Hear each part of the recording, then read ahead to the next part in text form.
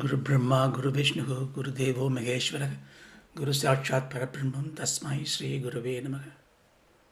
Sadashiva Samarambam, Shankaracharya Madhyamam, Asmadacharya Paryandam, Vande Guru Paramparam. Sakanavavadu, Sakanapunaktu, Sakaviryam Karavavahai, Tejasvina, Vadidamastuma, Vatvishavahai. Om Shanti, Shanti, Shanti. Yogena Chittasya Padena Vacham, Malam Sharirasya Chavaithakena, Yopa Karotam, Pravaram Muninam, Patanjali, Pranjali Manadosmi.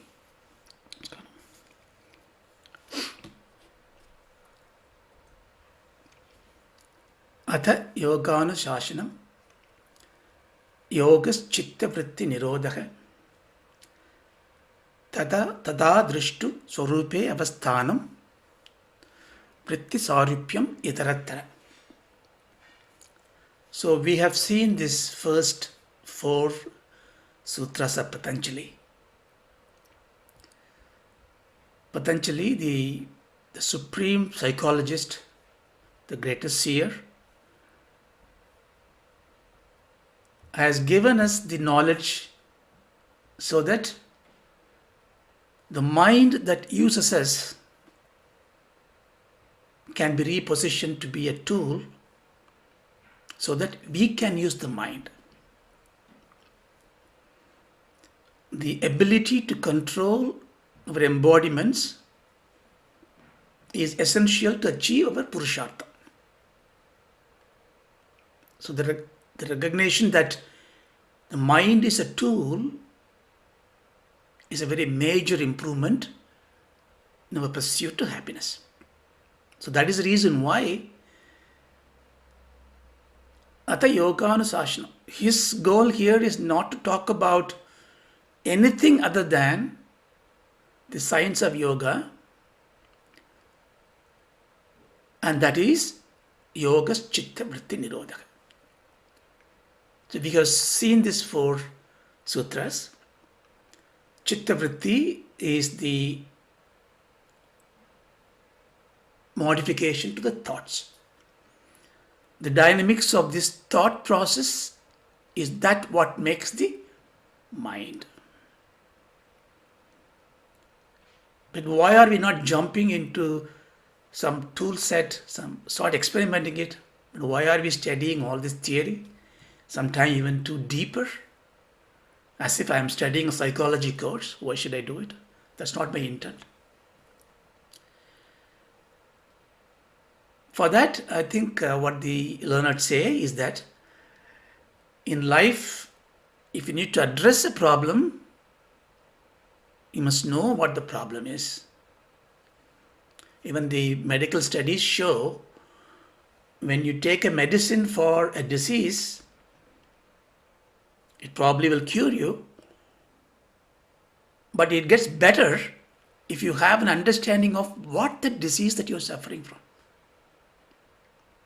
Understanding what is your physico-psycho impact of this disease and what the medicine is going to do, not so much in detail, but at least in a contextually, you must know what it is. The reason why we do that for twofold. One is, of course, the knowledge. Second is you are able to see the disease, see the problem. The moment you are able to see it, you become a seer. If you become a seer, you are not really owning that as yourself, but as a luggage. So that's the reason why Patanjali, in my view, has given the sadhana padam, the means to achieve, as a second chapter, keeping the samadhi padam as the first chapter. Therefore, we have to understand what the mind is all about. Even the Western psychology is actually turning into Yoga Shastra these days, compared to 17th, 18th, 19th century, 21st century is very different. Descartes, I think Descartes said, I think, therefore I am. It was a revolution in those days in 17th century. I think, therefore I am. Therefore I am a thinking machine. My mind is a cognitive instrument. Therefore thoughts become an important part. Thoughts are about the matter. Therefore the whole classical model was based on thinking model, rational model, objectifying model. But Descartes come to this conclusion after his years of penance. All the scientists are rishis, we have to worship them. So he come to the conclusion, I think, therefore I am, as his penultimate wisdom that he derived, Siddhantam he derived. But for Patanjali, it is the kindergarten. For him, it is the first step. So Vedanta came and said, look, this is not that I think I am, therefore I think.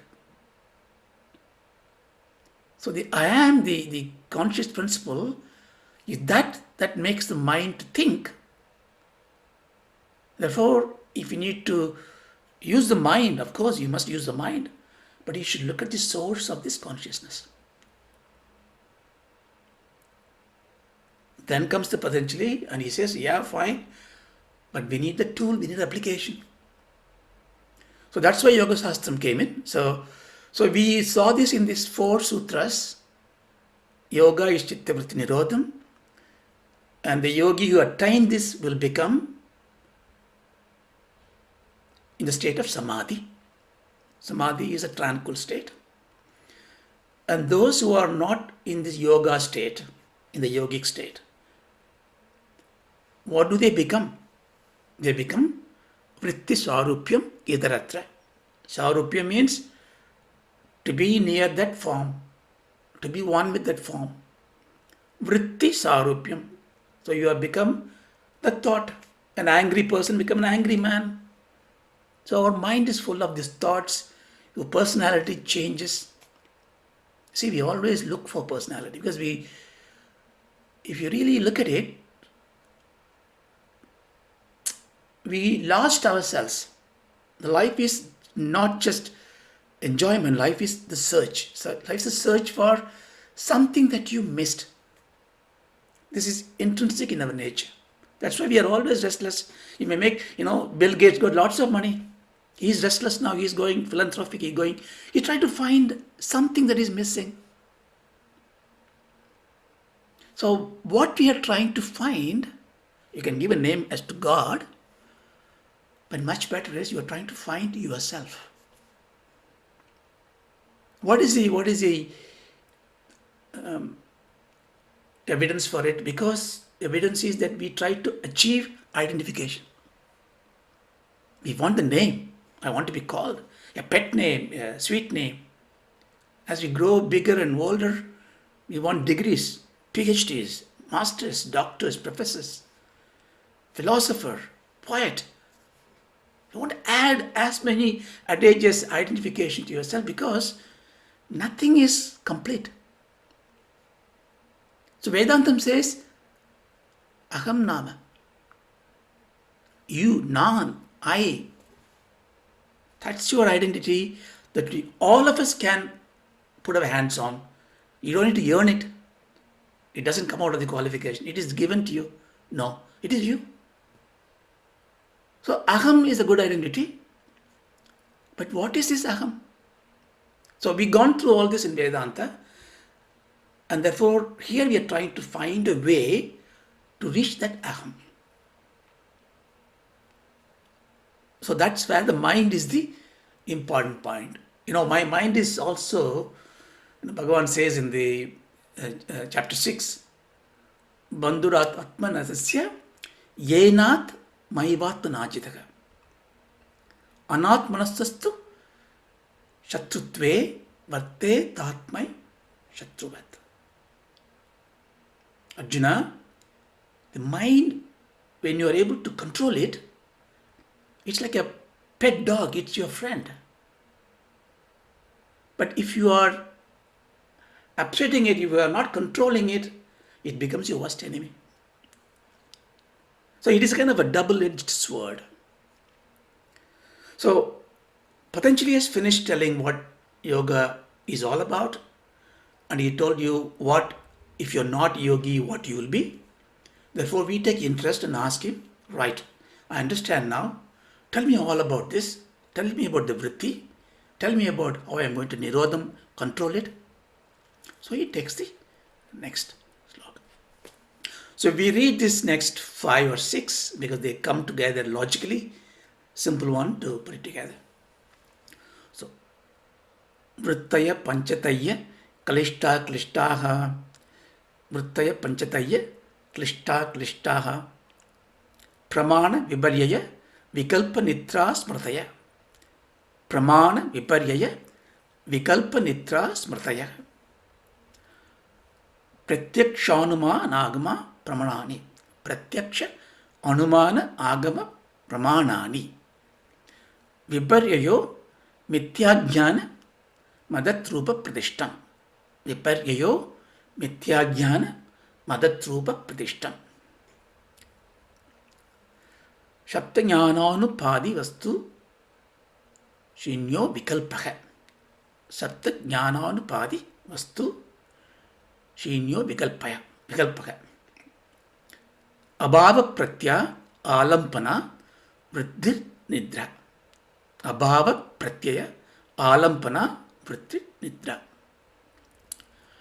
Anubhuta vishaya sampramosha smriti. Anubhuta vishaya sampramoshaka smriti. We are going to see one at a time.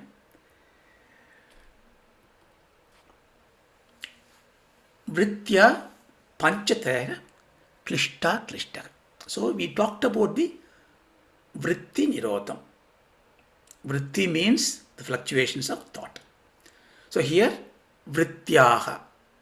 That means in Bhagavachanam all the thought modifications are panchataya. Pancha, he is not saying pancha. Panchataya. Tayaha. That means fivefold, not fivefold. Why does he do that? We are now asking about, okay, tell me about what is this vritti. So vritti is thought modification. We have so many thoughts. And how do I know all the thoughts? Even my thoughts I can't even know. I can't even count. And when you are here generous study, how can I have so many thoughts? So therefore he is giving you a way to group them. He groups into fivefold. Panchataya. But he's not telling what the fivefold are here.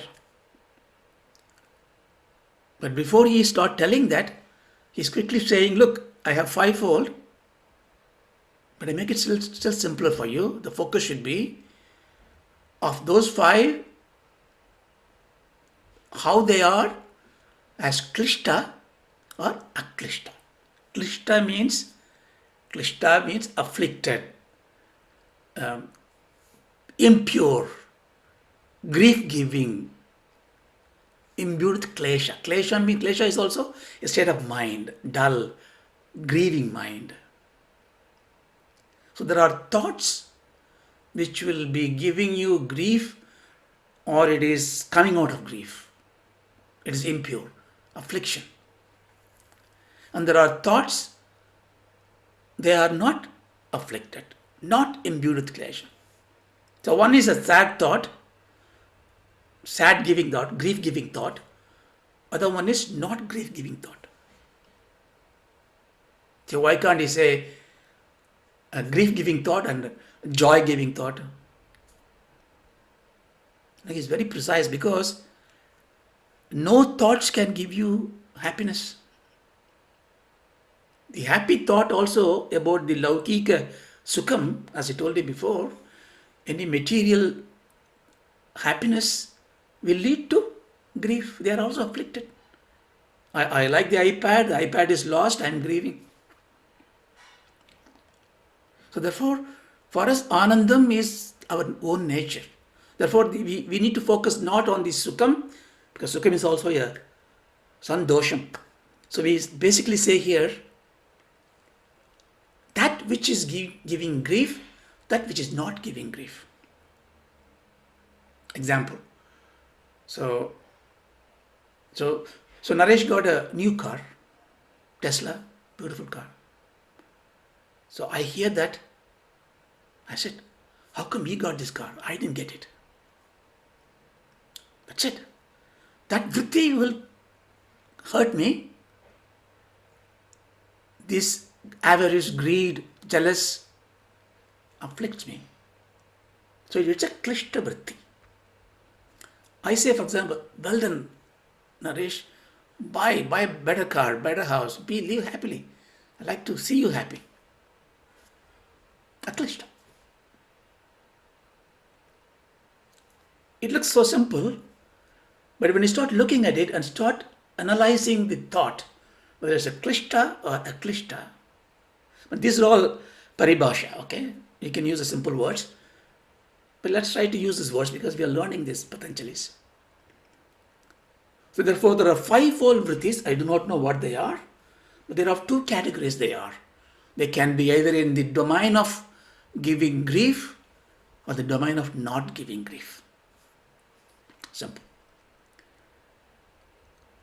Now before we go to the next sutra, let's understand it a bit more.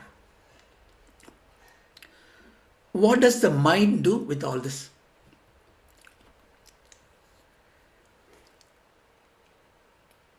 Remember what we discussed in the first four sutras. I want to now connect them to the klishta and klishta vrittis. So that by understanding, now we are understanding the problem. Before we take the medicine, we want to know the problem. Why am I having diabetics? What happened to my body? Tell me, doctor. In those days, GPs used to take, pulse on the step with the heartbeats, because if anything goes wrong in your body, the music of your rhythm is changing. So your heartbeat tells you. The pulse reverberates. So the doctors will, these days, okay, we can take internet, we can take a phone, and then, okay, that problem, this medicine, we correlate. We don't really look at the cause of it. So we look at the problem. So this is the chittam, the mind field. So in this mind field is a continuous domain. We never look at the mind. Now you start looking at your mind. You look at the mind, you're looking at your thoughts. What thoughts are coming to you? And then you focus on an instant of time. Because life is a continuous motion in the timeline. So you can have many, many instances like this. The whole yoga, upavasam, upasanam, dhyanam, everything is to find a way to come to the instance of your thought. So let us imagine we have the power and we look at an instance of a thought. But we are made up of gunas, is it not? So what happens is, therefore, the gunas come in from instant to instant. So what the Buddhist thought was, the kshanam, kshanam, kshanam is a discrete process. Therefore, your life is just a kshanam. Therefore, you are a kshanikavadi. Therefore, you die every minute. That's it. There's nothing beyond this. But we see the kshanam as a drop of instance in the whole domain of eternal existence. Therefore, we look at this as a continuum and see every moment our gunas change. The gunas are multicolored: sattvam, rajas and tamas. So in this gunas, all our actions come in. All our actions, behavior, emotions. And we know that all the actions, behavior, emotions are implicitly the thoughts. Therefore, in this one, thoughts come. Different bubbles of thoughts come in. Some are sattvic thought, some are rajasic thought, some are tamasic thought. Let's sleep. Let's not study. Or let's go out and let's play. Or let's meditate. So the thoughts keep on coming. They may not come one after the other. They may all come together. But you get processed in your mind in every minute. These are all. When this thought comes and changes, the dimension of change is we call it vritti. So therefore, these are all we can say vrityaha. Thought changes. So we are looking at the mind, one instance, lots of thoughts come in. The thoughts can be many things. And they move into the next moment. So one moment to another moment, the thought goes in. What happened there is, when it goes in, if this thought has got some intensity, it will create something into your mind. It's called samskara. This is a very important word. This is the greatest contribution to psychology by Patanjali. Anything that you do, anything that you think, anything that you hear will have a residue. Unfortunately, the residue is normally not a good residue. Like, like if you see me and then you say, oh Raja, I read something that you write and it's very nice.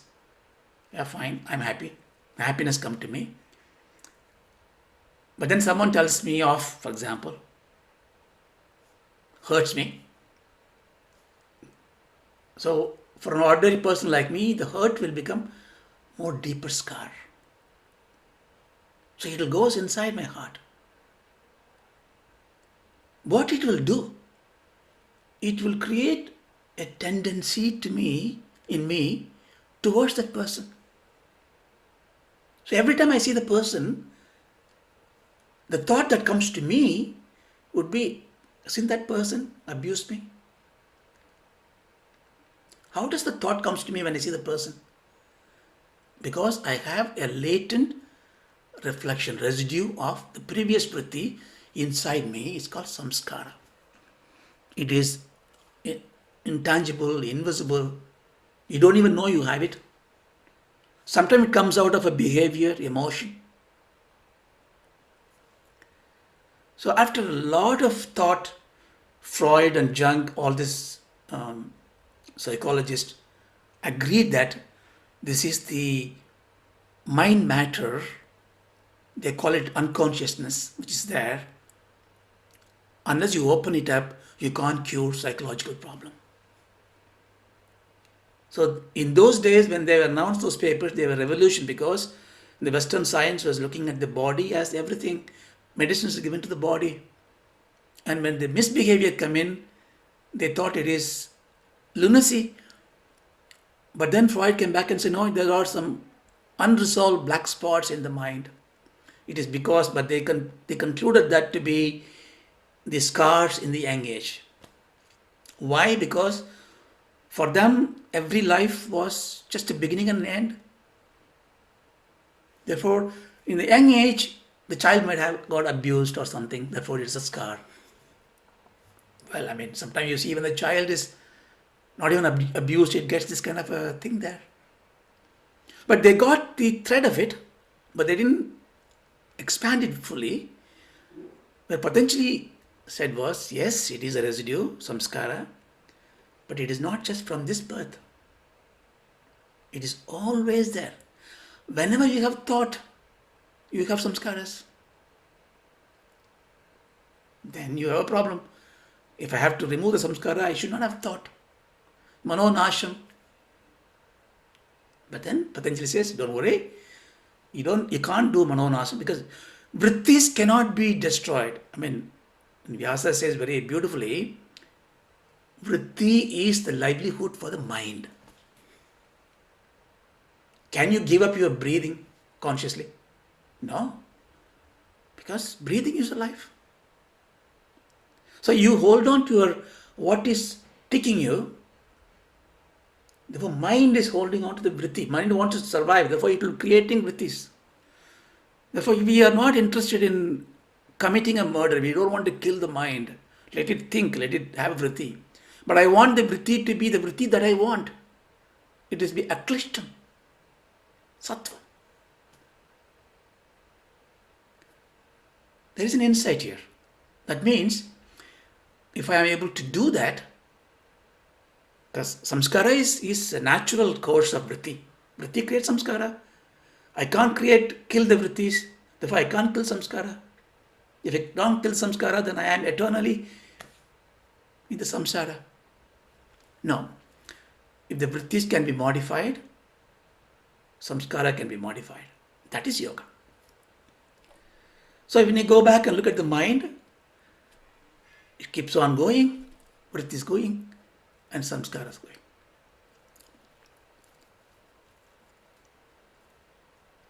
This, in this samskara, in this, it comes in so many ways: the behavior, emotions,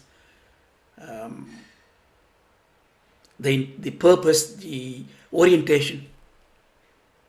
When it is focused towards in the life in a tangible action, it's called vasana, the propensities of this. It is that part of your desire, that part of your thought that comes out as a smell. Vasana, like a smell, fragrance. You can't touch it, but you can feel it. So whenever I see that person, my ears become red and face become stiff and my body become tough because I want to really abuse him. What happened?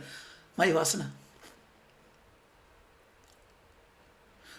What is the insight here? The insight is that if you are seeing bad people, bad things, it is not the badness in that people. It is coming from us. This is Vedanta. The vasanas that we emanate. See, if I am smelling bad, my atmosphere will be smelling bad. Therefore, the vasanas. So therefore, next time when you see somebody and do not think the person is bad, and even if it does something bad, think that it is your vasana that made it. Well, that's the best first step because it will going to lead you into karma yoga. So here, therefore, the samskaras and their propensities, which is called vasanas, or the undercurrent, which is creating vritti. Why are we learning all this stuff? Because our focus is to control vritti.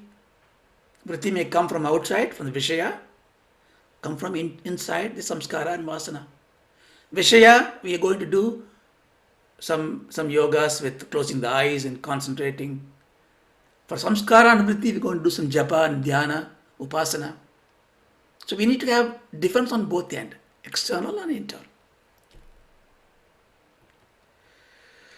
So, what now he says is that this vritti, these thoughts, are impure as a first kind. Of course, we can simply say, because thoughts come out of guna, therefore the guna's shade will be in the thought. Now I want dull, I'm going to sleep is a tamasic thought. I want to go out and then play this game and fight this battle, take the auction, a rajasic thought. I want to contemplate, a sattvic thought. So you can gently say, tamasic thought is klishta, sattvic thought is klishta, the rajasic thought is something in between. See, don't think we don't need tamasic thought, rajasic thought. We need them, but we need the control of sattvic. If you don't have, I need to get up and go to this class, it's a rajasic action, rajasic thought. That's a propellant of the sattvic ideas. Therefore, we need all these three. So, but if you are not understanding all this, and if you are not guided well, and then we are in the vrittis of klishta, what happens is that it has become a ground for abundant action. So the Bhasham talks about it as karmashaya. That means all these ideas of klishta thoughts is about doing something to yourself or to something outside. It creates vartaka, pravartaka, means it just produces more and more. What does it produce? Thoughts produce action. Action produces results. Therefore, your mind becomes a very fertile ground, or in other words, an agitative place of thoughts that creates karmas. Karmas are actions which would create samsara. Karmas needed. Karmas have to be converted to karma yoga. But klishta won't help you. Therefore, we have to understand whenever the thought comes in, first of all, we should understand thought comes to you. Therefore, when the thought comes to you, you grab it. And then before you act on it, think whether this thought is going to be klishta or aklishta. If it is klishta and if it is necessary thought, how am I going to convert into aklishta? There's an insight there. Therefore, I can convert a klishta into aklishta. Yes. What is an example? So we are going to see later what the vrittis are. So vrittis are, even a Brahma is also a vritti. How can you take the Brahma, the imagination, Vikalpa is a vritti. How can it become aklishta? So if I take a murtam or a stone and see it is God, it's my imagination. It's one of the vrittis. But I am making that as a aklishta vritti. So therefore, what it means therefore is, I'm not going to say this vritti stop, that vritti stop. I'm going to take all the vrittis and say, is it vritti klishta or aklishta? Klishta is giving me grief, aklishta is not giving me grief. Klishta is pravartaka, it's going to create more and more unnecessary action, agitations. Aklishta is not. Therefore, we are trying to shrink the karmashaya, the fertile ground for loafering life, wandering life, purposeless life. This is what it is all about. Of course, we can go in great detail into this. I don't want to take it any further on it. Therefore, this leads to samsara.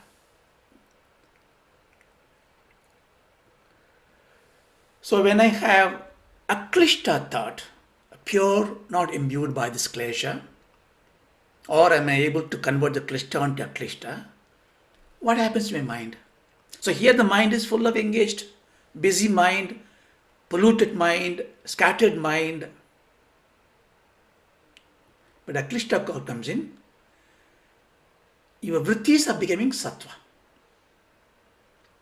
or largely sattva. So klishta is also coming, aklishta is coming. So don't think that klishta will be coming now. Then when klishta finishes, aklishta comes in. No. What Patanjali says, we're going to see it more later. Klishta, aklishta all combined together. One thought may be a klishta thought. So you are now listening to something very nice, and a message comes on the WhatsApp. You look at it and say, let's go to the pub or something like that, for example. Then you think about that, and a klishta thought comes in. Then you say, no, I want to now listen to this. Aklishta. So you're going to have the vrittis coming, klishta. And there's going to be some battle in between. So we have to strengthen the vrittis of aklishta to win over this klishta. There are some bhashyakaras, they don't say you can't fight. You have to really, really do the manonasham, and that's a tantric way of looking at it. But in Vedanta, what the learned say, you can able to convert bad thoughts into good thoughts. Like iron become magnetized and go near the magnet. The frost gets away when you go near the radiator. When you keep on listening to good thoughts, good things come to life. You don't understand anything, but good things comes. We put this, people say, why should I listen to this Sanskrit or Tamil or whatever the language, poetry, which I don't understand? It sounds fine, but I don't understand. Without understanding, I will not. Some people say, they have the intellectual vanity comes in. Oh, I won't read anything if I don't understand. Why should I read it? No, because every thought is a vritti. Thought has no comprehension. Thought is just a thought. It's a bundle of energy. It creates a samskara. That's why when you listen to mantras and good sounds, good vibes, it makes changes in you. You don't understand meaning. Some of the meanings, if you understand, your mind will go somewhere. So that's why, even Mahaparivas says, just grab it. Like having a gold chest without a key. When you find a gold chest without a key, you don't take, you'll take the chest because the key is not there. You can't open it. You can't get the gold. Never mind, you know it's gold. Like that. So you have to do that. So the thoughts become sattvic thoughts. So you can see I put a different colors there for you to see, so that it is become good thoughts. Always thinking good. Oh, you are happy, I'm happy. Oh, you are suffering, oh, I'm suffering for you. That kind of a thinking, even if you, I don't mind, you're acting yourself. You're going to learn in this Sadhana Padam because for many, many years of my existence, I have inculcated bad thoughts. It's nice to see. I want Duryodhana is a wonderful example. Mahabharata. If I want to take myself an example of Duryodhana, because he cries. It's not that I do not know Dharma. I know Dharma very well. He's not a poor student. He's not a last bench student. He was a first bench student, but he was a naughty student. He understood everything, like Arjuna understood, but he could not apply. He cries in the battlefield, and that comes out. Samskara comes out when the Ashwatthama went and murdered these young children of Panchapandavas and saying that I killed them so that there is no some lineage of Pandavas. Duryodhana cries, what did you do? How did that little nobleness come? So it is important to accumulate as many good thoughts. Satsangam is a very important point. Therefore, the vrittis change. When the vrittis change, klishta just goes away. It weakens. If it weakens, what happens? The ground of abundance, of karmas goes away. Mind is not anymore fluttering, wandering, loafering. It is focused. Then mind becomes sattva, pure sattva, or utmost sattva. A sattva rules. Then you attain what's called viveka khyati. I told you before in the last session.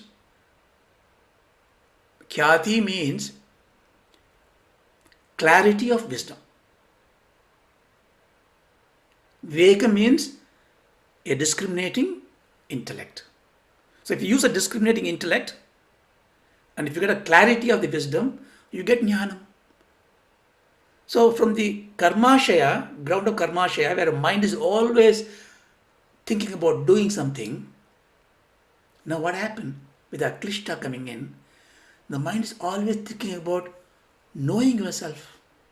I'm sure if you think very truthfully to yourself, over the period of time, when you go to satsang and all that, you look forward to that. You look forward to unravel that little knot that you put in the last class or the last reading. What is it going to be? It's not just an intellectual interest that may come there. That's vanity. But it is a really propelling interest to know yourself. That is viveka khyati.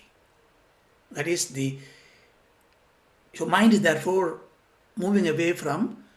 So the reason I labor this, now you know the problem. The problem is the mind. But Bhagavan already told mind is also your friend. Therefore, I need to find a way to cajole the mind, to make the vrittis. I'm not going to control the vrittis. First, I'm going to make the vrittis to be aklishtam.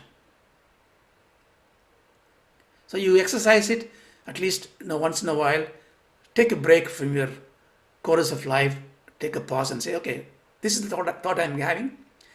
Especially the thought that is going to propel you to action. Sanitize it for aklishtam.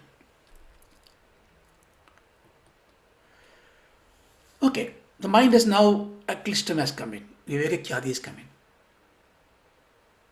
What happened to the mind now? So mind of a yogi, what happened to him? I'm sure, I think we will go back again to chapter 6. I mean, so much,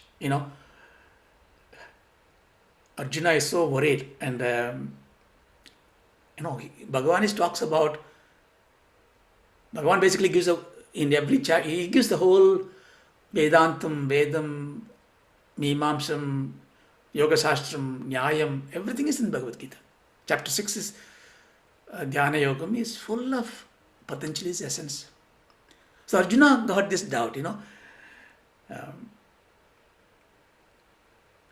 even though Bhagavan did not use PowerPoint, I mean, he was pouring a ocean in a nutshell.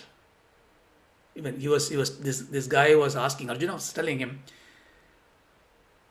Swami, you give me all this stuff, but you are now coming to talk about the mind, control the mind. First you asked me to do the fight, and then you say you are everything, and then you told me you got me to get up and renunciate everything, and then you control the mind. But do you know how difficult to control the mind is?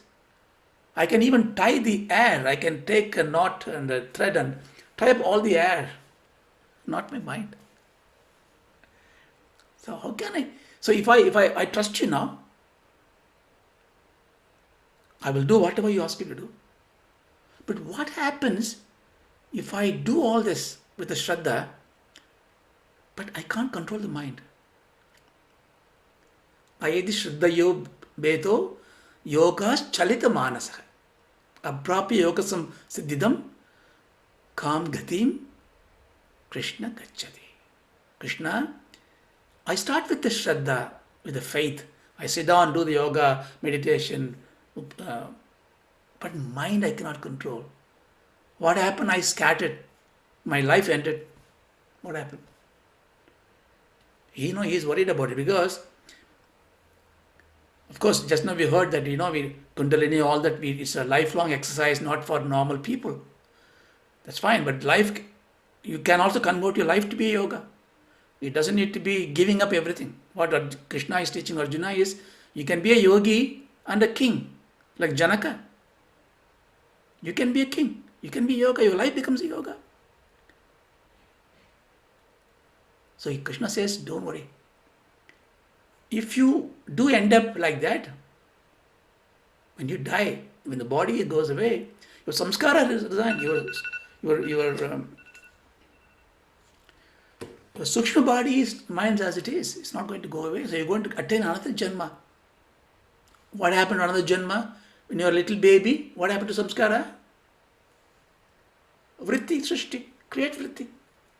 When the samskara, the vasana is so intense, and you had yogas all the time, when you are a child, no, prodigies we talk about, right? Prodigy. You are a child is now 3 years old, 4 years old, playing piano, violin. You say God's gift. No, God has nothing to do with this. If God is giving a gift to one child, then why is He not giving to my child? Impartial. God has absolutely no hands in it. The child has earned it in many, many janmas, that intense purpose of learning the music, or a mathematician, a physicist, or even like Ramana Maharshi, Sadashiva Brahmendra, Shankaracharya. When a child is born, it is thinking about yoga, renunciation, samskara. So Bhagavan says, therefore Arjuna, don't worry. You do whatever you can, you will continue. Nothing goes waste. Because he was thinking, if I do this one and I don't rule this world or acquire other knowledge, I don't achieve anything here, I don't achieve here. This is the dichotomy that we all have in life. So if I pursue this path, I have an opportunity lost. I could not do that one. What happened if I don't achieve here, I don't achieve here? So I am a failure. So therefore, I remember in one Tamil movie, this Nagesh makes, he writes a poetry, and for the poetry, you get a prize. The poetry, if it solves the suspicion of the king, his king has got a doubt in his mind. The poetry solves it, he's going to get a reward. So he borrows this poetry from Lord, and then he goes there and reads the poetry. The present is supposed to be given to him. Somebody finds fault in it. And he knows it is not his poetry, and there may be fault in it. But he is eager to get it. The prize is very important. Therefore he tells the king, Please, if there are mistakes, you just give me for, reduce for the mistakes and then give me whatever is for the good things. So it's kind of a joke, but Krishna says that one, same thing. Nothing goes waste. Even if you do 5 minutes one day, you sit meditate, or 5 minutes go to the temple, or you say Narayana, Shiva Shiva 5 times or 1 time out of your heart, it's kind of samskara is going to come out. But what Patanjali is saying is, yes, God has given you the key, I'm giving you the knowledge. Why wait for another birth? You do not know other samskara that you have. Other birth could be make you as a snail, maybe as a earthworm. So you may not have this mind to contemplate. Therefore, you need to endure those embodiments. If you're born as a tree, then 100 years, 1,000 years, you may live as a tree. Samskara will still say that. Therefore, he is telling you, Narajanmam Durlabham, start this. See, God doesn't give everything in your hand. He shows you the guidance, you take it away. So here what happened to the mind? It takes 3 stages. This is according to the Vyasa Bhashya. The first stage is only the samskara remains without activating vritti. See, you look at it, all the vrittis have become aklishta, my guna becomes sattva, therefore the vrittis don't come from the samskara. What about the vrittis coming from the vishaya? Well, then you need to be disciplined. If I am still there, but I have still attachment to the external one, vishaya comes in, then klishta comes in. Therefore, the stage 1 is, if you made it that way, you'll be able to stay anywhere, go anywhere, do anything unaffected, like Krishna, like Janaka, like Rama. So you will be part of this world, behaving as a normal human being, but without having vrittis that are klishta. Second stage, the first stage itself, when you do that, you will have such a joy in you. Patanjali is a man of many words, and he uses the word dharma mega samadhi. It's going to come in later. You are going to be in a kind of wet by the rain clouds of virtues and knowledge. Dharma mega samadhi. It's going to be pouring on you. You always feel literally soaked by this joy of good thoughts and good knowledge. Who doesn't want it? Therefore, you are a very happy person.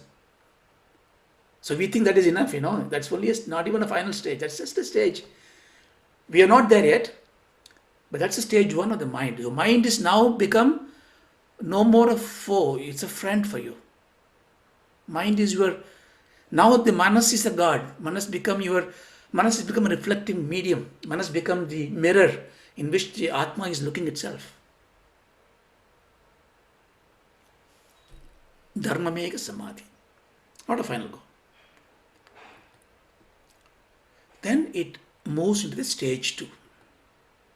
This is what we saw in the last session.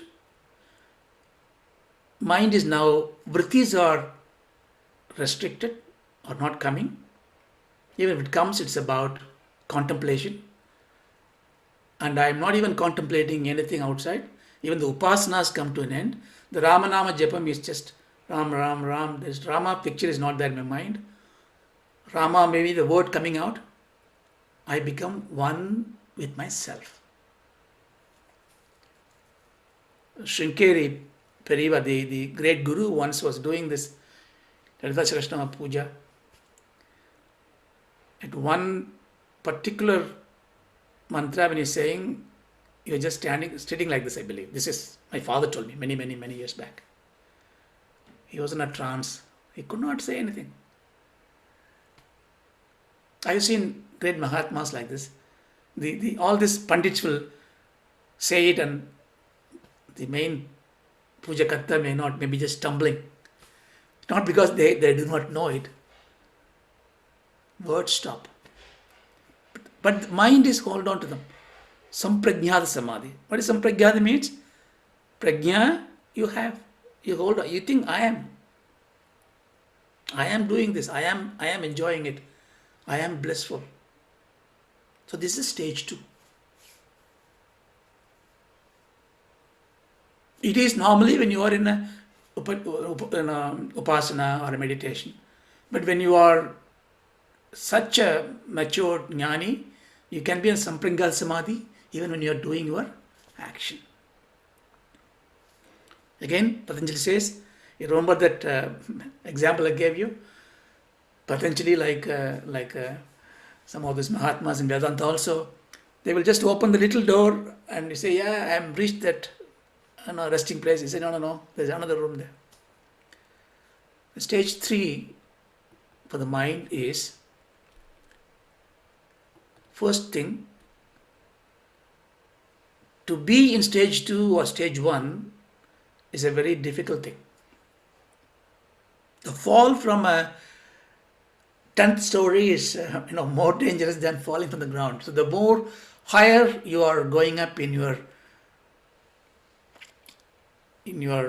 status, in your intellectual ability, in your spiritual progress, the greater the risk of impact when you fall.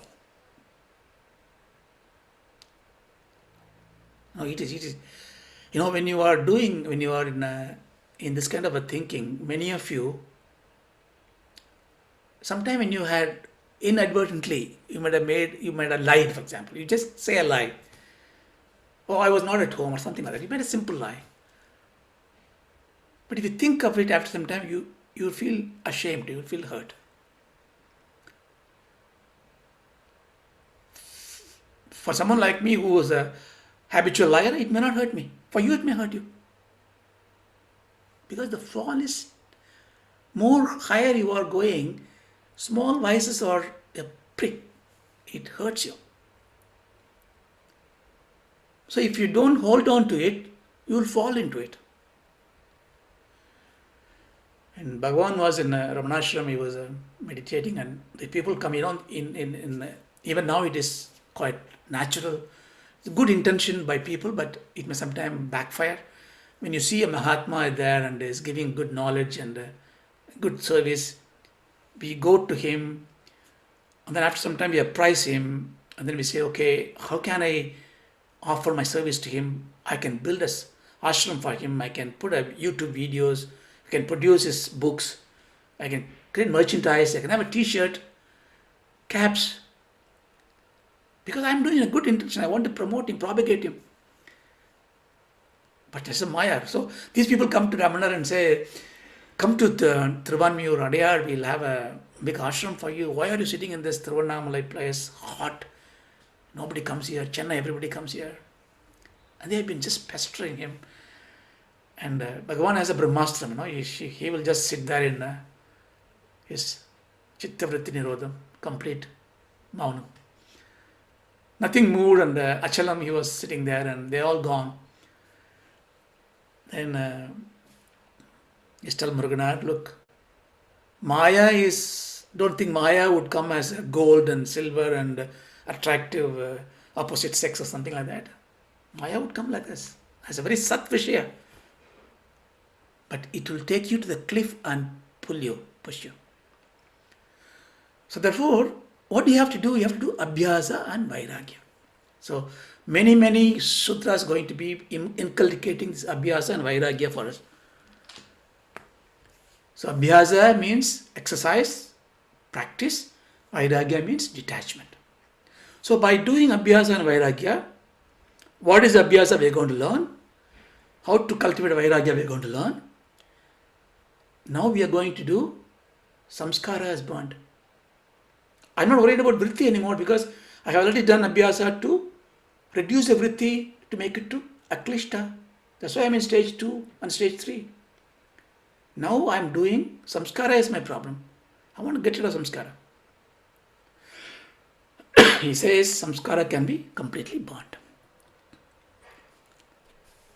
When that happens, the Sampragyata Samadhi becomes Asampragyata Samadhi. You forget the thought of yourself. The mind dwelling on the self becomes the self dwelling on the self. If you want to visualize it, the Atma, the Brahman, is looking at itself, its own face, the mind, the mirror. The mirror has no border of a mind. It doesn't even know there is a mind. Have you seen a situation where you look at yourself in the mirror and then you see a dirt there? I know a close relative of mine, when they had this dementia, they could not really see this face and that face like a child will do. And you try to touch that mirror face because there is no difference. Mirror is not there, mind is not there, self dwells in the self. Asampragya samadhi. So that's the end of it? No. Patanjali opens another door. He did not say in the 1.2, the Yoga Chitta Nirodhaka, he did not say that everything is done. But when you are in that stage, the rocket launches, liftoff happens, countdown has come to an end. For what? What we learned in the last pada, Pratiprasava. What Patanjali's technique is telling us. Sankhya showed the division of elements. One, many comes out of one. This many had to go back to the one. What is prasavam, what has been delivered, has to go back to the womb. So, all my action is the vritti, all my vrittis and samskaras together are gunas. All the gunas have to go into the prakriti. So therefore, I am going to take everything. Therefore, I am taking one and putting it to the other. Yuj, yoga, uniting. This is what yoga comes in here. But by doing it, what happened? So I am basically giving back what my wonderful companion Prakriti gave it to me. All inert matter, insentient matter, but the most important elements to enjoy life. This body, mind, the world, the objects, the subtlety of the nature. Your question will come. Why am I giving all that to it? If I give it all this, don't I have enjoyment anymore? That's where Vedantam comes in. Yes. When you give it away, everything, in yoga parlance, the Prakriti got everything back. And you become Purusha. Therefore, Yoga Shastra says, you attain Kaivalyam. Kaivalya means separation. Yuj means joining. You join everything so that you separate. Patanjali leads that because that is the nishtha that you need to really understand and to be one with the Brahman, the Advaita Jnana.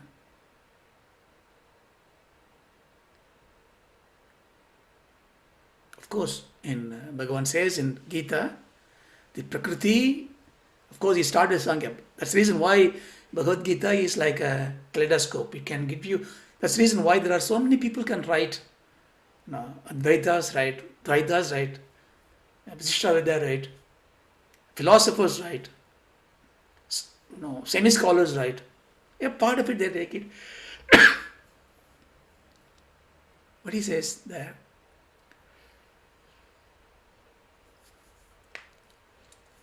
This Prakriti, Bhagavan says, again I think it's all this kind of additional words, definition is to feed us in a spoon.